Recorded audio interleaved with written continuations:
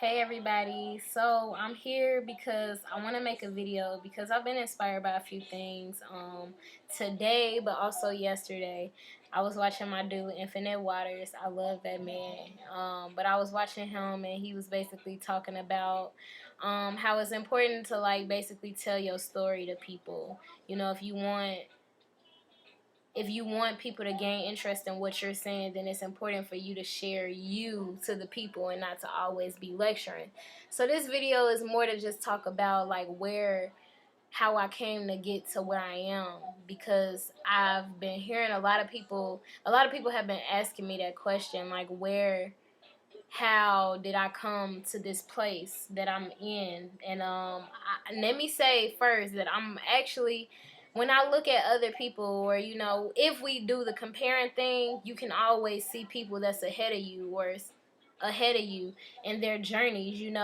People come to realizations about certain things at different times, and I think that that's always important to keep in mind first and foremost. And I have to, well, I have to say, like, don't try to go at my pace. Don't try to do what I did. Don't try to think like me. Think like you, because we're all going to reach our place in our own ways. And I feel like everybody has their moment, that I had, or, their stages of moments that I had. You know what I mean? So, with that being said, just, come more into yourself and it will all happen. You don't have to think about the next person. Don't compare yourself to where I am, to where somebody else is, because if we look at that, then it will always discourage us. We got to just keep knowing that the reason that we're searching for knowledge is for us, and the reason that we're searching for knowledge is for our people, but it's not to be competitive, because this is a community that we're building. We're building a community of people that know themselves and that know the potential of black people and that want to encourage other people in those things. Okay, moving forward. As far as my journey is concerned, hold on, let me turn this music down. I'm sorry, I just can't. All right, that's good. I could think better. Okay, so I had a list, y'all. I'm sorry. So I guess I'll start by saying that everything started for me like awakening, as far as where I feel that I started to become, where I really feel like got on my journey. It started actually last summer, where it was May of last summer. And I say that, and I will even say that it was November of 2011. And the reason that I'll say both of those times, either May of last summer or November 2011, is because for both of those times, it marked my hair journey. It marked first my big chop, the anniversary of my big chop, or when I first cut off my hair and went natural. And I had like a little bitty fro. It was like this big, y'all. It was like this big. So either way, my hair had never been that short in my life. And for me, I had like a pretty smooth transition. Some people go through like, a lot of self-consciousness. And for me, I actually loved my fro. I loved my TWA, and as it grew, I just loved my hair more and more, and that's how it's been ever since. And I don't know. I feel like ever since I've went natural, I used to have low self-esteem, and I used to go through a lot of different issues. And then it was like when I went natural, that's when I first started to start loving, like where I really first started loving myself. And that's where I noticed like, wow, this natural beauty thing is like really fucking, like, this is beautiful. So like I felt more beautiful in my natural short fro than I ever had in my life. And I don't know, that is my experience, but I know a lot of other natural women who would say otherwise. But either way, moving forward, so that was kind of that. And then I got my locks May of last summer. Not this summer that just passed, but the summer before that. And when that happened, I don't know. It's like, people with locks, they say that it's just this connection. It's this thing. It just really is. Like, I don't know. It's like a lot of us go through this journey, and I think that that's why certain people just decide to get locks, and everybody had a different time of getting them to, because they do it when their spirit tells them to do it. And I feel like it's a very, very spiritual thing. Like, black hair is a very spiritual thing, which is why I think that, well, in my personal experience, I found it to be a very spiritual thing, where my black hair, when I went natural, where I went back to me, brought me into myself. But then when I went to having my locks, it was a matter of spirituality that came with it, where I was connected to everything around me. When I got my natural hair, it was more like I was connected to myself, and then when I got my locks, it was like I was connected to everything else. And those are like two prominent moments. And then moving forward, last year, I had my locks. I just had started my locks, and that summer I decided to just get up and dance one day. Like, I'm just in my backyard and I'm just appreciating nature, and something just told me, like, I feel like dancing. Like, I'm listening to Stephen Marley, actually, Bob Marley's son, and I'm just like, I feel like dancing. And I, like, got up, and I hadn't danced in years. I haven't danced, like, since I was, like, in 6th grade, 7th grade, whatever. And I get up, and, like, the way I moved my body was just in a way that I had never done it before. And I was just like, whoa, where did that come from? So with that, I had already expressed to people that it was weird, because I had did moves that I had literally never done before, and I don't know how I even learned them, and it was like literally a spiritual thing, where I felt the spirits. Like, when I dance, I don't feel like it's me. And that's another thing that came along with my journey. And I mean, these are just things that lined in my journey. I'm not sure technically if this is what's, made them happen, but they align. And I'm a very spiritual person, and I believe that everything does happen for a reason. So anyway, moving forward from that, I had last semester, I had a class that was called, like, Africans and the African Americans or something, and it was basically just a lot of politics around African and Pan-Africanism, and politics around Africa not being the Africa that we left, and African Americans, like, uh, mis, mystifying the idea of Africa, because we think it's gonna be the way it was when we left it, and it's not. And so anyway, that class gave me a lot of deep thoughts, about a lot. And I had never thought about a lot of stuff before I took that class, like the politics around being an African and African American. And though my professor, I feel like, really stood on one side of the issue, I stood on another by the end of the class. It was like that I came to my own, perspective. Like, I didn't listen to the professor anymore. I just came to my own, what I thought about everything from what I read. And that was when I was really exposed to Marcus Garvey. And she put me on game. She's from Jamaica. And with that, it was really embedded in our message, because it was Africans and African Americans. And he was really big in pushing for the Pan-Africanism.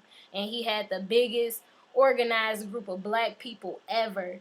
And with that being said, I got introduced to the idea of black nationalism on, like, the second day of class or the first day of class.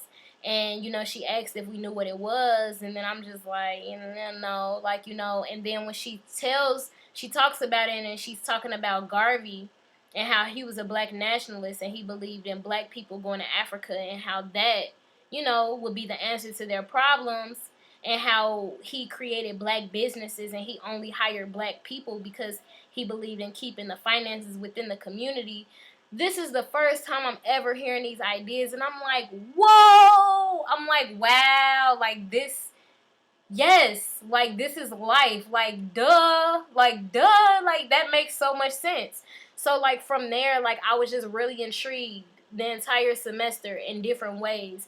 I had that class at the same time that I had this class called, like, Magic, Spirits, and Folklore of the Caribbean, where we talked about, first off, the history of Africans coming over to the New World, and then, like, the different religious and spiritual practices that came from the diaspora in these different African diasporic regions.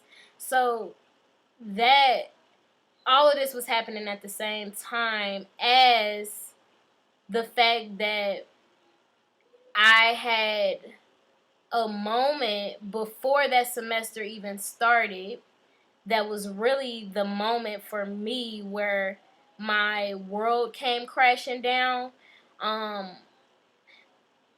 the concept of the matrix, the red pill, blue pill, if you take one, you're choosing to just come out of the dream and forget everything that you just saw. And if you choose the other, then you can never go back. And it's a real concept, it can really be applicable to life, because I feel like I had that moment. Like, I feel like, so I was on Instagram and I was just on somebody's page who probably and to this day doesn't even know that he's the one that put me on game. But like, he had this picture of white Jesus, and it had said, if you follow this man, unfollow me now, or something like that. And then, as a curious person, and I've been one to be brought up to be very involved in my faith. Like, I've always had faith in God. Like, there's always been, I knew that something, I've always been a very spiritual person, you know what I mean? So, but I grew up in the Christian religion. And with that, when I see this white Jesus and him saying, unfollow me now, my feelings was kind of hurt. But unlike a lot of people who, like, decide they're now going to unfollow me, like I said to do, or to, bash me or get mad, I literally just read the comments, and because I was interested to know what these people knew that I didn't know, because he had likes. So I was just like, what is this? So then I see this guy, Caesar Borgia or something. So I'm like, I keep seeing his name. So I'm like, okay, let me look this guy up. And then I look the guy up, and basically it's the same guy that Jesus is. And then I'm like, whoa. And for me, I kept reading, and it was like, really, when I just searched in that engine bar, all of these articles come up that talk about this idea of Caesar being Jesus. And I'm just like, how crazy is it that it was there the whole time, but I just didn't know, because I didn't know to search for it in the first place. And the more I read about Caesar Borgia and the hypocrisy of the fact that this man is worshipped, or at least subconsciously known as Jesus Christ, for me, that made my world come crashing down, because it was like, I felt like what I grew up subconsciously feeling was a lie. And though we say that we don't believe that Christ has a gender, I hear many black people say that. Many of us do have that white Jesus in our houses, or the Last Supper white image in our houses. And that, it does get to us. And I feel like I've always been an explorer for knowledge, and I feel like I didn't run from it in that instance just because of that. And I don't want people who aren't there yet to feel like they have to do it in this way. Like, you just gotta. But I just literally have always been a person who always wanted to know the truth. And with that, I found out the truth, or at least my truth, for what it is. And my world started crashing down. I didn't know what to do with my life.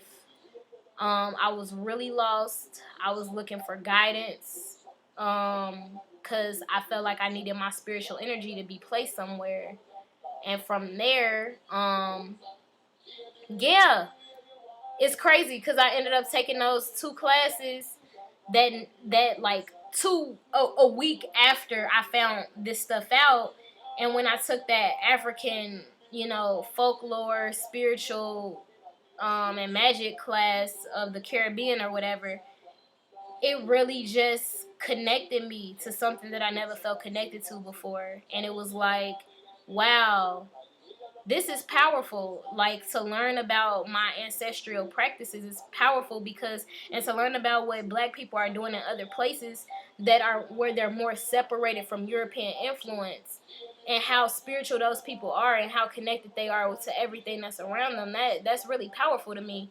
And I just felt like it was home. And it was like, spiritually, that's where I started going. You know, I started going towards African spirituality, because that's what I felt in my heart was best. You know, when I started learning about my ancestors and started learning about just the connectedness, just, you know, to the bloodline and our spirits, and how they live with us every day. To me, it makes sense. It makes sense when I think about what my family says, how they interact in life, how we interact as Black people in life, you know, how music, how, you know, possession is still a part of our communities. When we catch the Holy Ghost, is really, you know, what we've been doing since we was in Africa. And when I started connecting these dots, it's like I couldn't stop, you know. And what happened after that was that the summer came. I feel like that's the next thing I got on my list, is that the summer came, because this video is getting real long. I know, y'all, my bad. But then the summer came. Okay, yes, the summer came. And then the first book that I decided to read for the summer is Revolutionary Suicide. Well, actually, it wasn't the first book, but it was one of my first books. And honestly, wow, I got this shirt on right now that says Revolutionary Suicide.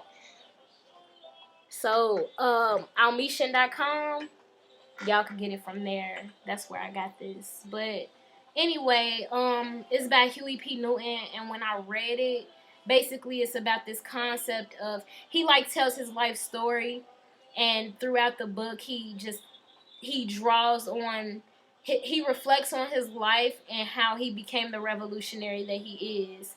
And it's like his story, though we don't have the same particular story, I still felt so connected to this man, it was ridiculous.